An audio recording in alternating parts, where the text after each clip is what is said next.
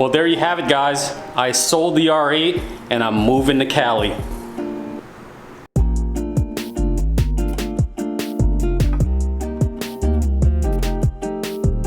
Just kidding, I'm in my new garage right now, as you can see.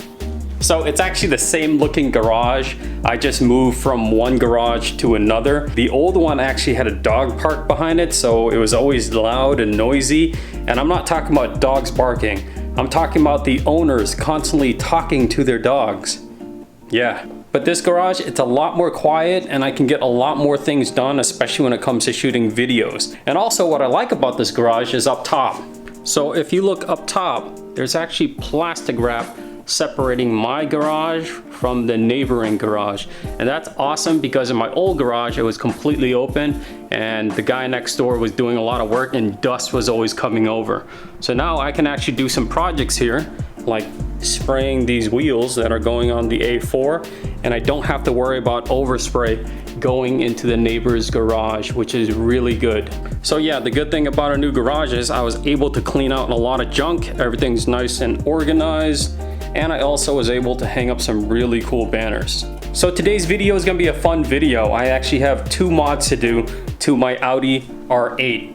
And if you guys are familiar with my sponsor, DMP Car Design, they've supplied me with a lot of cool parts for my Mercedes W205 and my Audi B8.5 as well. And now they finally have some parts for the R8, which is really cool. So I'm gonna start off with the first mod, which are these door lights. As you guys can see, nothing fancy, just a white light on the bottom. Now let's go ahead and fix that. Okay, let's pry off the old lights.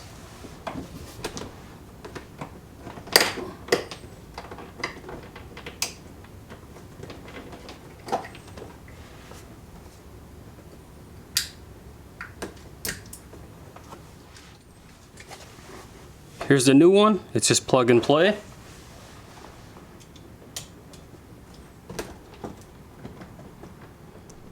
Here's the final product.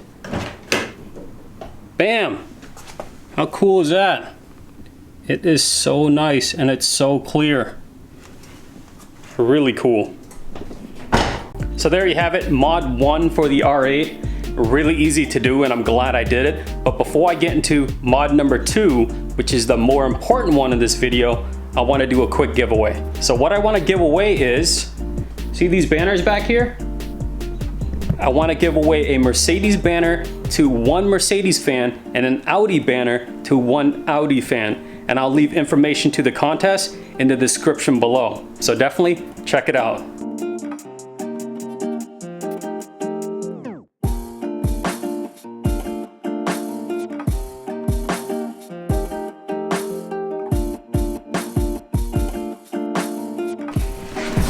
So one thing I really hate about this R8, and I'm talking about hate, is the head unit. And I'm not talking about the audio system because this has that upgraded Bang & Olufsen sound system, but this infotainment system is just trash.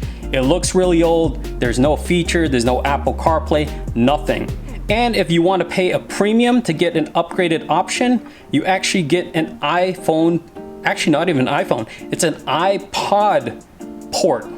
Who still uses an iPod? That's because this car doesn't even have Bluetooth. Well, it has Bluetooth, but it's only for phone calls. It's not for streaming music. So I've been using this thing called Bovi. It's a receiver that plugs into that port and I can stream music from my phone via Bluetooth. The only thing is, sometimes it works, sometimes it doesn't work. So yeah, today for my second mod, the big mod, I'm gonna fix the head unit. So this screen right here is gonna solve all my problems. This is an Android screen from my sponsors, DMP Car Design.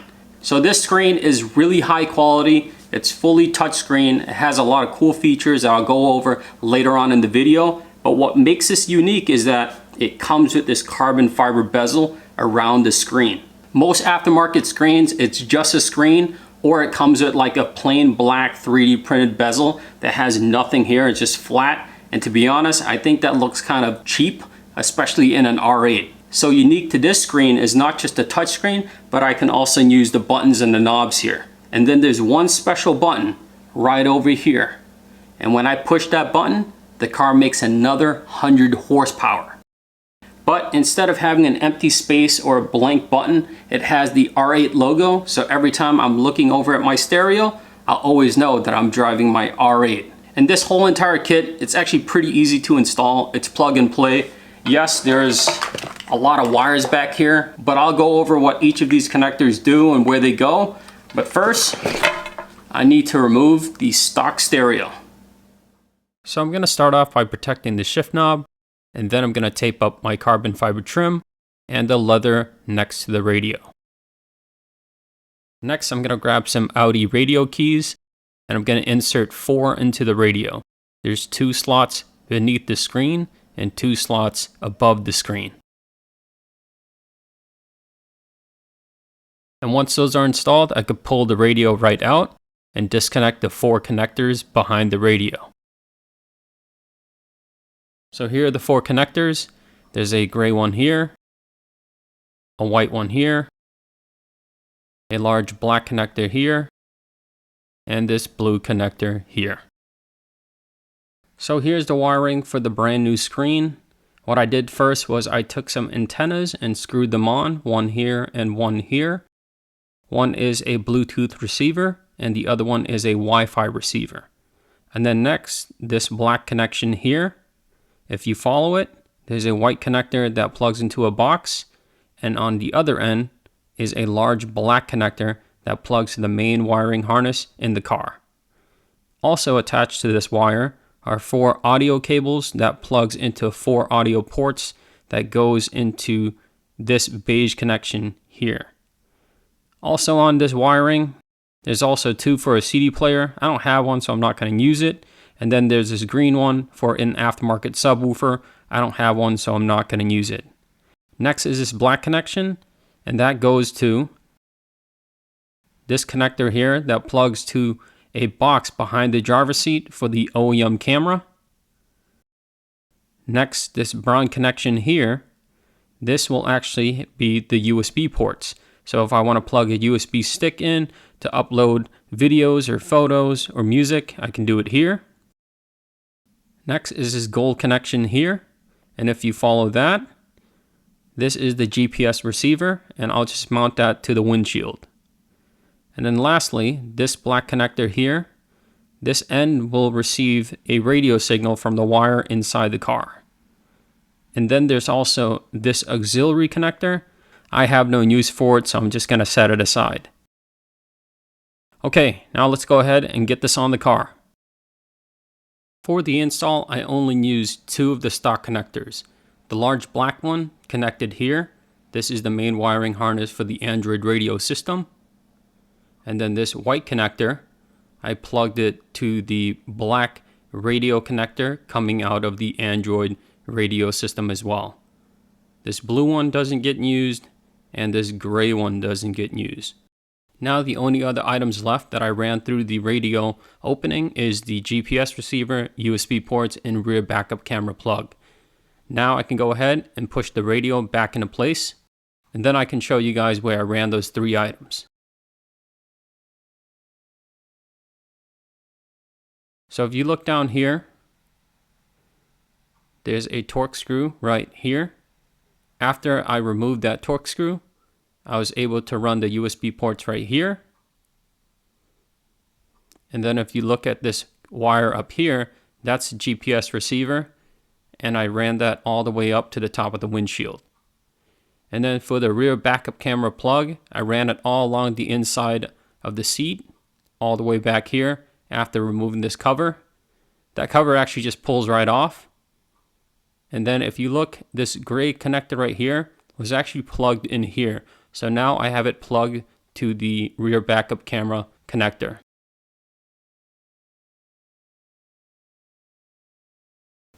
So it's been about 2 weeks since I installed the screen, and all I have to say is it works amazing. So what I want to do next is walk you through all the features of this Android screen.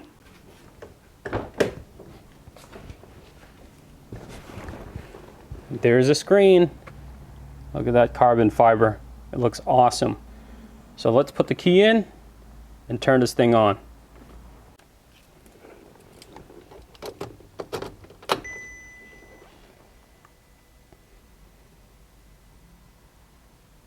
So the screen is turned on. It actually boots up really quick. Usually if I let the car sit for a day, it'll boot up just like this. But if I let the car sit for more than 1 day, then it'll go through a 10 to 15 second boot up process. But I don't really care because during that time, it's a cold start in this car and I have to wait anyways before I start driving off. But this is how quickly it boots up. And this is the Android interface. So again, it's all touchscreen and I can still use the buttons and knobs here. So starting from the left, we have navigation. So if I'm tethered to Wi-Fi, I can use this navigation, which is Google Maps. However, I use navigation that's in the Apple CarPlay, which I'll show you guys a little later. So if I go back and then car info, that's just basic car information. And then we have Bluetooth. So that's where I would pair my phone, and then I can actually use it for phone calls, or I can listen to music streaming from my phone. And that's actually a really quick process. When I get into the car with Bluetooth turned on my phone, it automatically picks it up and it starts connecting. Next is radio, pretty straightforward. This is just FM AM radio. The next thing is there's no satellite radio on this, which is unfortunate. But there is a workaround, and that's in Apple CarPlay, and I'll show you guys that a little later. Next is music, self-explanatory. That's to play music. This music would be music that's preloaded onto the screen's memory or through a USB drive. And then of course the last thing we have is the app list. This is what makes this screen really cool. Because it's Android based, I could download a bunch of different apps and be able to basically customize it any way I want. So you can see there's ambient light control. I don't have an ambient light kit. Bluetooth again, Google Chrome if I want to use the internet. Again, I need to be tethered to a Wi-Fi if I want to use the internet. A bunch of other stuff, Gmail, Google, video players, even YouTube. But here is where I live. I like to stay in Z-Link. So Z-Link is basically CarPlay or Android Auto. When I hit that, it'll connect to my phone, and then I'll be able to use Apple CarPlay. If I have Bluetooth and Wi-Fi already turned on my phone, as soon as I get into the car, it connects to Apple CarPlay, which is awesome. So let me connect to the Apple CarPlay and show you the whole CarPlay system. So I have Bluetooth and Wi-Fi turned on my phone. It did automatically connect, but I backed out of Apple CarPlay just so I can show you. App list, Z-Link, Apple CarPlay. And of course, Apple CarPlay, there's a lot of information online on all the features and capabilities, but I can have access to my phone, music, Google Maps, text messages, Pandora, Spotify. There's my Sirius radio, YouTube Music, and I can load a bunch of different apps if I choose to. So that's pretty cool. Show you the volume knob. And of course, all the buttons work. Just hitting back, I can hit menu, go back to the main menu, and I can go back to Apple CarPlay. Oh, two more things. So the controls on the steering wheel, they all work, volume up and down and skip tracks. And also, if I'm in Apple CarPlay or the Android interface, if I put the car in reverse, the backup camera will pop up, and that's my OEM backup camera. It does have the lines, and the lines will turn based on how I'm steering the car. Pretty cool. Well, there you have it, guys. An Android screen installed on my R8 with the custom carbon fiber trim. It looks awesome and it works amazing. Definitely one of the top mods I've done to this Audi R8 to date. Again, I want to thank DMP Car Design for supplying me with the parts. Definitely go ahead and check them out in the link in the description below. Oh yeah, don't forget to enter the contest if you want to win a banner. But for now, I need to go driving and enjoy the top down before it gets too cold here in New England, because right now it's starting to get a little chilly, hence why I have a hoodie on. But yeah, I need to go enjoy this car before I need to store it away for a really long winter. I need to move to Cali.